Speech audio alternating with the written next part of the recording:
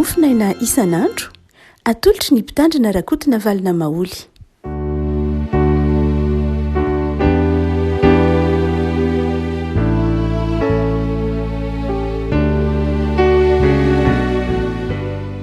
Falmirahaba tsika riavaka malala tratra ity alatsinainy fa 27 volana novambra ity ny mofinaina voalahatra ho antsika dia ny boky Mika Mpaminany, Mika toko fahenina, Mika toko fahenina andininy fahenina ka hatramin'ny andininy fahavalo, Mika toko fahenina andininy fahenina ka hatramin'ny andininy fahavalo amin'ny anaran'i Jesoa. Inona no hoentiko manatona an' Jehova sy miondrika eo anatrehan'Andriamanitra izay any amin'ny avo?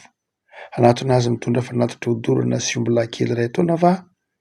Ho sitraka Jehova va ny ondrilahy arivorivo? Na nireny rano dilo iray alina? Hanoditra ny lahy aman-toko noho ny fahatsoko va? Na nateraka inkipiko noho ny fahotan'ny fanahiko?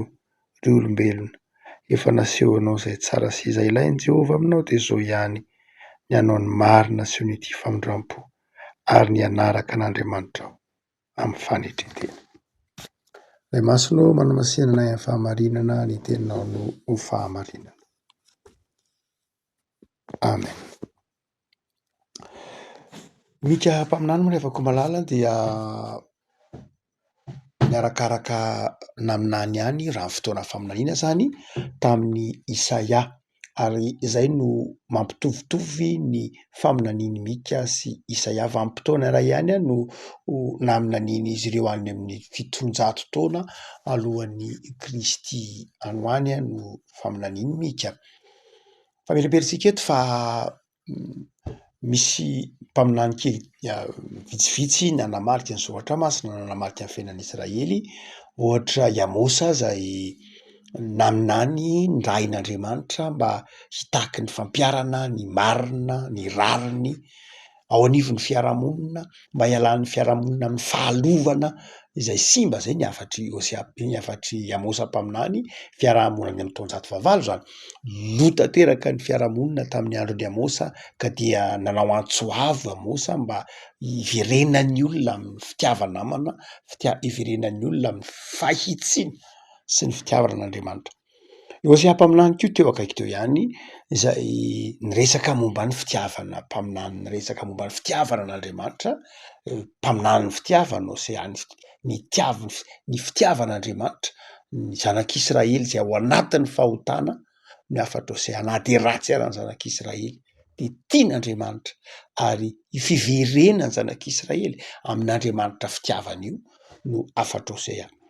Isaia mpaminany moa lavabe vanim-potoana naminaniny, izay mitaky ny fahamasinana ny zanak'Israely, mitaky ny fahatokiana ny zanak'Israely, fiverenana amin'ny fahatokinana Andriamanitra, fiverenana amin'ny fiankinana amin'Andriamanitra indray ny afatro Isaia mpaminany.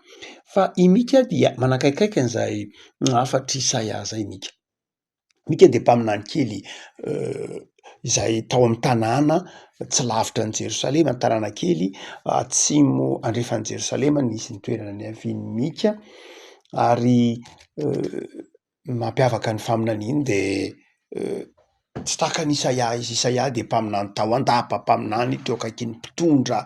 Isaia dia mpaminany izay nifanerasera tamin'ny olona ambony teo anivon'ny fiarahamonina Isaia.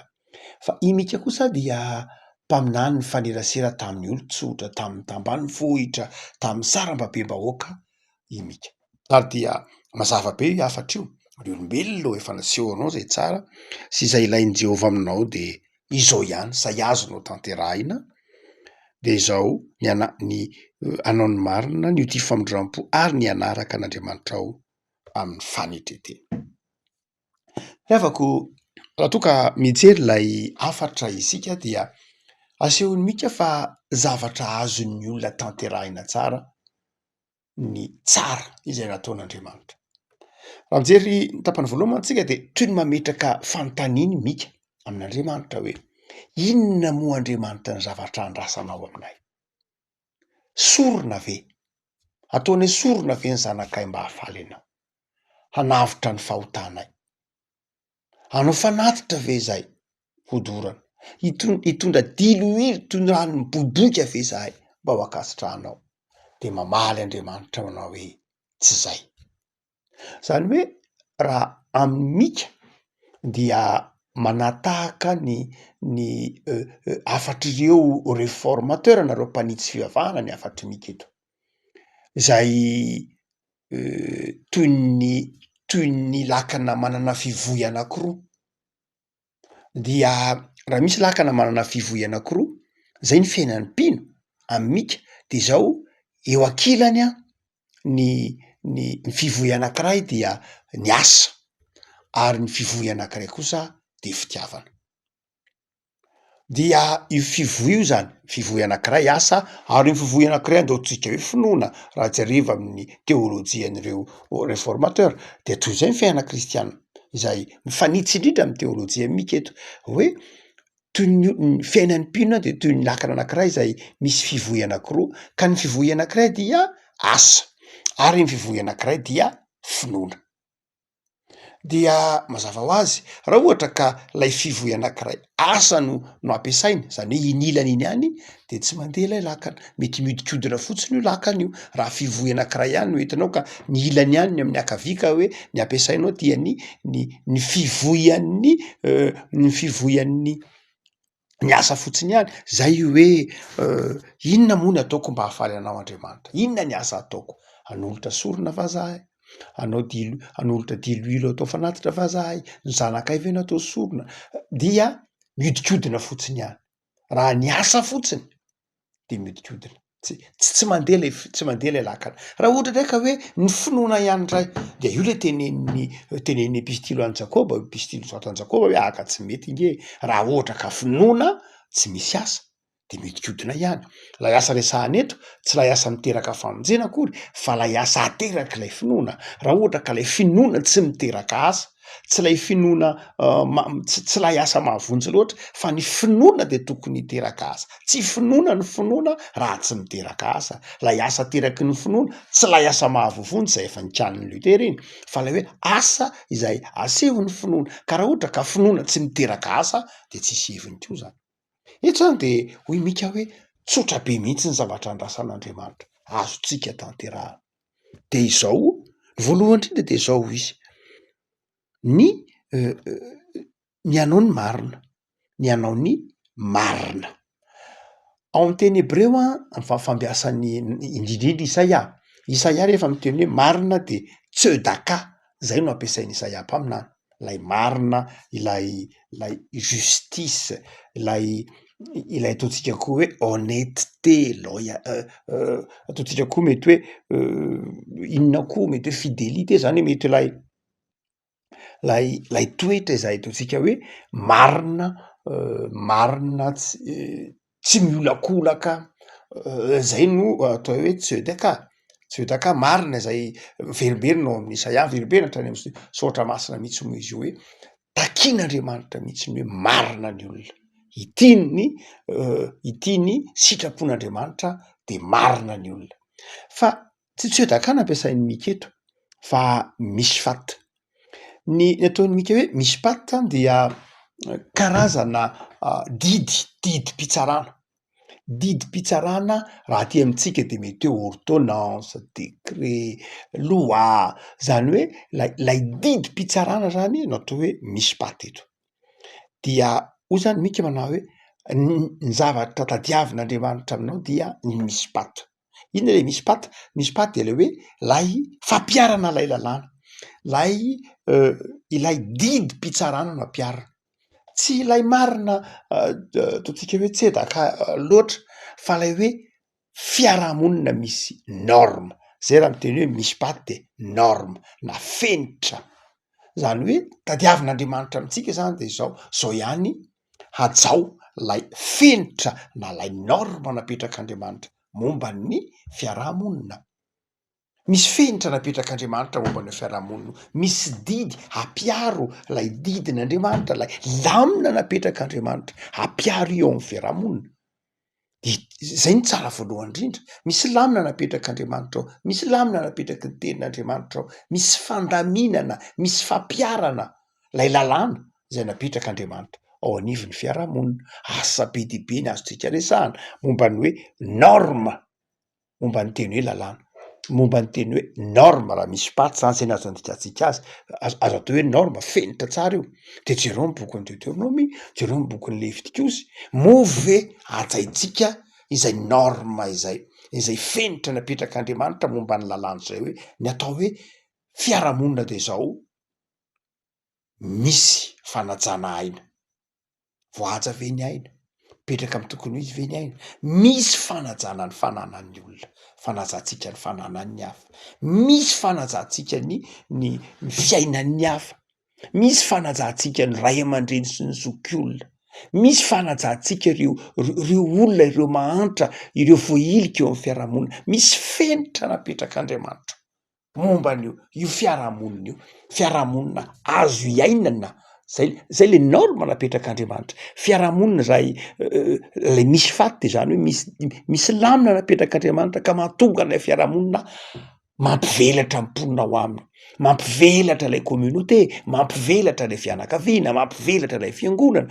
Zany hoe ny tanjon'ilay misy faty tsy hoe fangejana fa fivelarana, ny tanjon'lay norma na lay lamina napetrak'Andriamanitra momba ny lalàna de zao tsy lalàna natao anapitehina, satria mety mitranga zany raindray tahaka nataon'ny ireo tamina piaran'ny fariseo sy ny sadoseo ny lalàna de nanjary lalàna namono lay lalàna fa tsy lalàna namelona, lalàna nentina nanararoatra ny madinika, lalàna nentina nanararoatra ny fahantrany olona. Zay no hita ao amin'ny testamenta vaovao aty amin'ny andron'i Jesoa. Fa raha tena jerena lay misy faty de zao lay lalàna lay fenitra hoy miketo de zao lay marina, lay fahamarinana de zao fahamarinana mampivelatra ny olona, mahasambatra ny olona. Fiarahamonina zay misy fenitra ka mahatonga ny tsirairay hanana ny toerana zay mba misy azy, hanana zay anjara tandrifiny araka ny sitrapon'Andriamanitra. Zay ny dikan'ireny hoe nisy ny jobily, nisy ny fiarovana ny ain'ny olona, nisy ny fiarovana ny fiainam-pianakaviana, nisy ny fiarovana ny kamboty, fiarovana ny mpitondra tena sy ny sisa rehetra. Am'izay fotoan'izay raha ohatra ka ajainy io lalàna io, lay lalàna amin'ny fiarahamonina mihitsy io resantsika io, lay olombelona samy olombelona mifandray, zay le misy faty io de zao move najaitsika io. Zay ny andrasan'Andriamanitra ka mahatonga ny olona afaka miaina manompo an'Andriamanitra tsara ao anatin'ilay fiarahamonina. De hoy mika manao hoe efa naseho anao ange zany tsara zany, zay anginy tsara, tsy hoe nafenin'Andriamanitra ny lalana izay mahatonga anao ho sambatra, fa efa naseho an'izany saingy zao tsy mety manaraka an'izay ianao.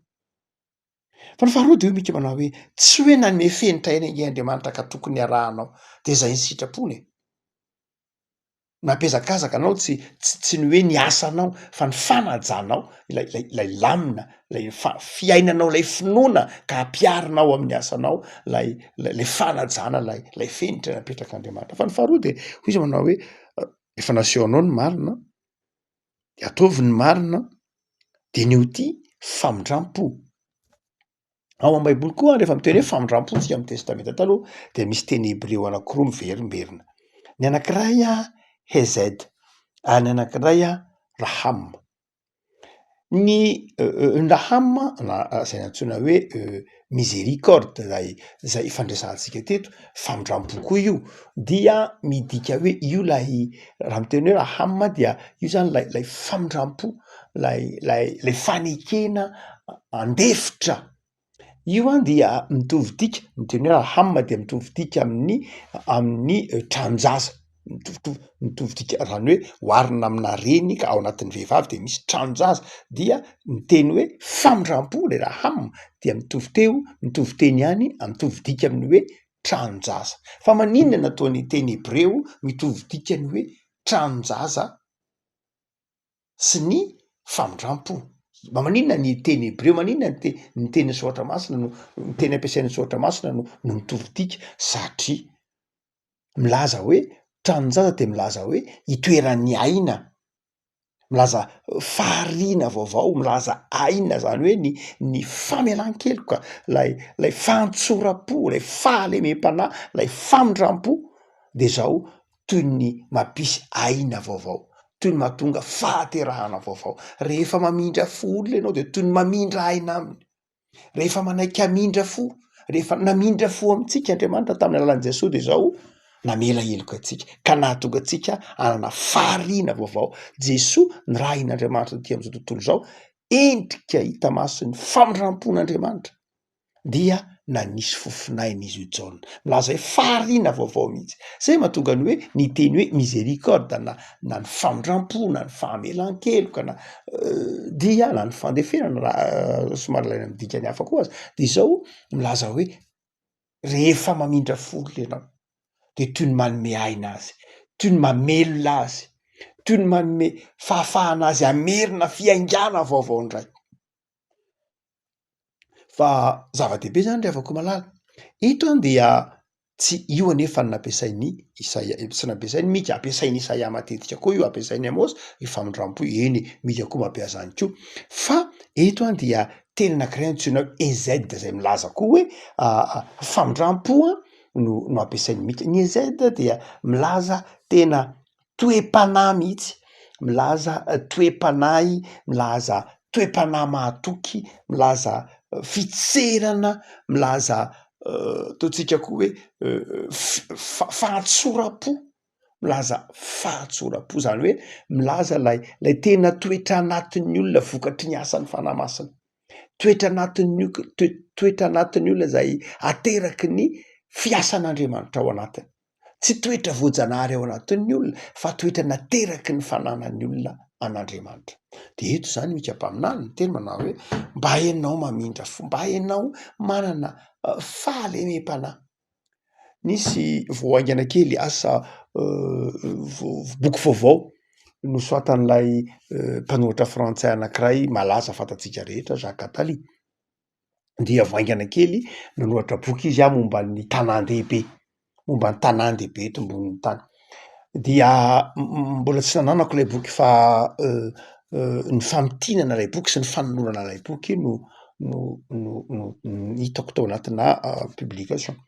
Dia lay hoy izy manao hoe ao anatin'io boky nosoatan'ity mpandinika ny fiarahamonina ity no hoe ny 650 isan-jaton'ny olona ato anatin'ny taona vitsivitsy dia efa monina tanan-dehibe, monina ao an-tanan-dehibe.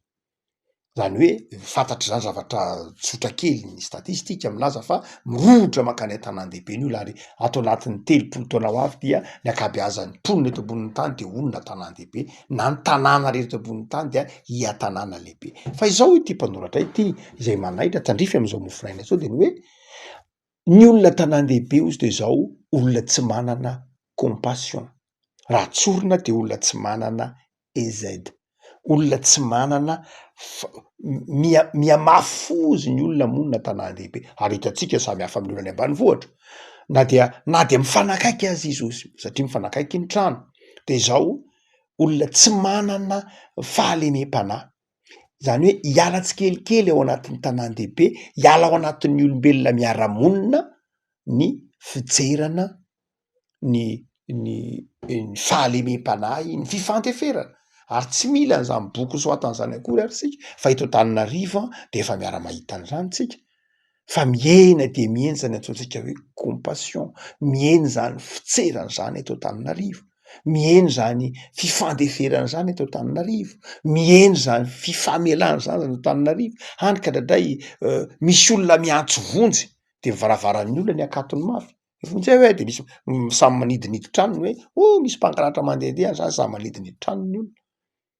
Amin'ny tsy fisindrana eto Antananarivo misy mahana fatsakana de mangataka rano olona mba ameo rano sotroina mba afaka misintona rano tsy manome ny olona ako efa nanay koa raha to efa horitra sisa nefa rano voajanahary avy anaty tany fa tsy manome ny olona ka tsy mety. Hitanao miamafy fony ny olona, tsy mila mpandinika ny fiarahamonina mahay be takan'izany, taka nianatra ny université tsika rehetra de mahita hoe miamafy fony olona. De hoy mikam-paminany manao antsoavo amintsika manao hoe efa naseho anao zay tsara mba hiaino hoe apiaro hoe lay marina, lay misy faty, lay lamina napetrak'Andriamanitra ao anatin'ny fiarahamonina, lay fenitra napetrak'Andriamanitra ao anatin'ny fiarahamonina apiaro zay. Zay ny tadiavin'Andriamanitra. Faharoa de zao, mandeha any ianao mba mamindra fo. Mandeha any ianao mba miaina ny famindram-po. Mahafinaritra mitenin'ilay ray aman-dreny katolika malaza na mpanohatra boky antsoina hoe Saint Thomas d'Aquin, namohatra boky lehibe anankiray Somme théologique any avampotoanany Moyen Âge. De nanohatra izy manao hoe zao izy tsy afa-misaraka mihitsy ny Hezed sy ny Tsedaka na ny Ezed sy ny misy faty.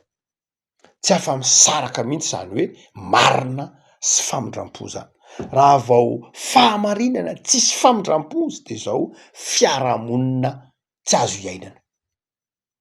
Tsy afa-misaraka mihitsy ny hoe marina sy ny famindram-po. Satria raha marina fotsiny ny rohitinao de zao tsy azo iainana ny fiarahamonina. Raha ohatra ndray fotsy izy famindram-po tsy misy fahamarinana de zao baranahany.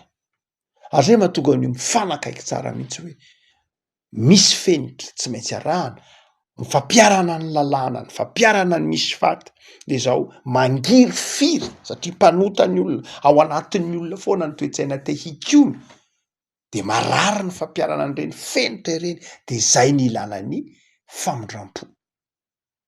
Zay ny ilana ny famindram-po anatin'ny fiarahamonina. Ary ny fahatelo de hoy eto mika-paminany manao hoe de ny manaraka an'Andriamanitra ny fanetreteny. Zay ny sitrapon'Andriamanitra. Tsy hoe manetry tena fotsiny fa manaraka an'Andriamanitra. Eto mika sy ny teny hoe de dia naseho anao zay tsara de ny anao ny marina no tia famindram-po ary ny anetry tena. Fa misy manetry tena fa tsy manaraka an'Andriamanitra. Ary misy manaraka an'Andriamanitra fa tsy manetry tena.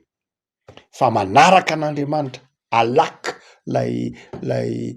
ilay voambolana lay teny hoe mandeha ao amin'ny teny hebreo izay midika hoe mamindra mihitsy, izay midika hoe mamindra, mandeha tongotra. Zay ny dikany hoe manaraka an'Andriamanitra, mandeha tongotra. Ny dikan'ilay sary de ny hoe miasa zany, miezaka zany, ary manao ny asan'Andriamanitra zany ao anatin'ny fanetretena. Ny fahombiazanao zany de zao tsy reharehanao. Ny fahombiazanao zany de zao tsy hoentinao manambany ny hafa, miaraka amin'Andriamanitra ianao, saingy zao ao anatin'ny fanetretena no iarahanao amin'Andriamanitra. Afaka malala ny tompony hampahirintsika am'zao fiandohan'ny herinandro zao, efa naseho anao zay tsara. Io tsara naseho anao io efa nitanterahin'i Jesosy. Ary ny fanahy masina zay ao anatintsika no mahatonga antsika mahatanteraka io tsara io. Tsy tsara tsy azontsika tanterahana akory io, fa tsara azontsika tanterahina satria efa ao anatintsika ny fanahin'Andriamanitra. Efa fantatsika zany, haitsika io tsara io, fa mahiretsy ary avako malala. Tsy zavatra mila vaniny amintsika Andriamanitra ka hitaky ny tsara tsy azontsika tanterahina amin'ny herinandro manomboka ity, fa tsara azontsika iainana io. Haitsika io satria ao anatintsika ny fanahin'Andriamanitra.